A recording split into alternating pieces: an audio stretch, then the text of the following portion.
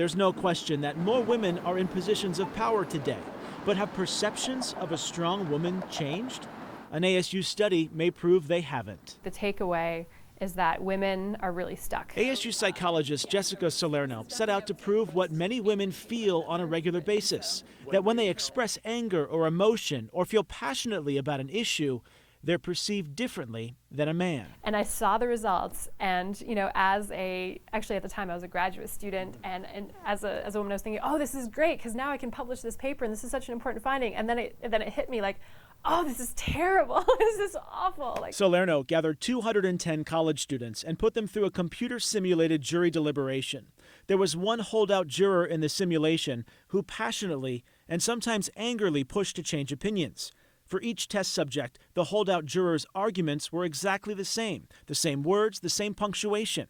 The psychologist only changed the gender. When they heard an angry man make an argument, they became significantly less confident in their own opinion. So about 18% of them actually changed their verdict to be in line with that angry man's opinion.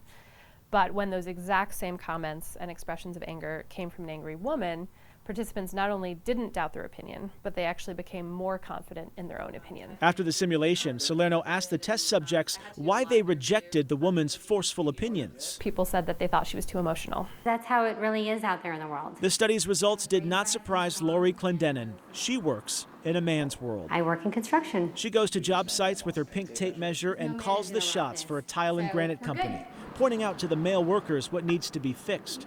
She's had crews walk off the job. One male contractor refused to talk to her. It's not offensive, it's tiresome.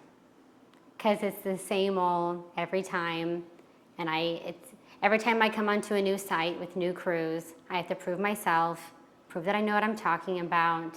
I'm not just a dumb girl.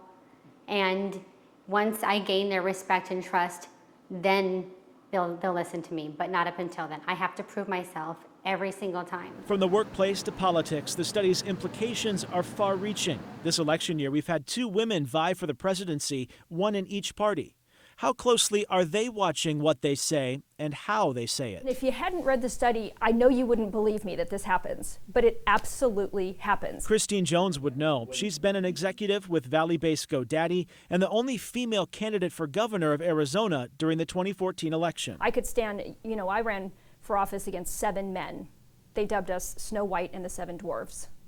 I didn't come up with that, somebody else did.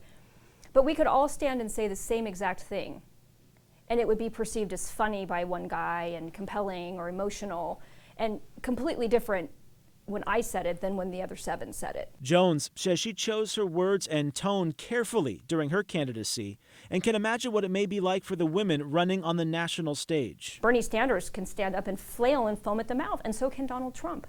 If Fiorina or Clinton tried to deliver that same message on their sides of the aisle, they'd be run out on a rail. With the governor's race behind her, Jones is now the interim head of the Great Hearts Academies, a large Phoenix-based charter school network. For those little first graders that are downstairs today, when they grow up and they graduate and they're sitting here giving this interview in 40 years, I want them to look back and say, you know what, I can actually express a point with force, and it's not going to be perceived as being, oh, she's just an angry woman. She's actually smart, and she's educated, and she's compelling, and she's a leader, and she's speaking an important point, and I'm going to pay attention to it. While it may be easy to blame men, keep in mind, none of the women in that ASU study stood up for their fellow angry woman.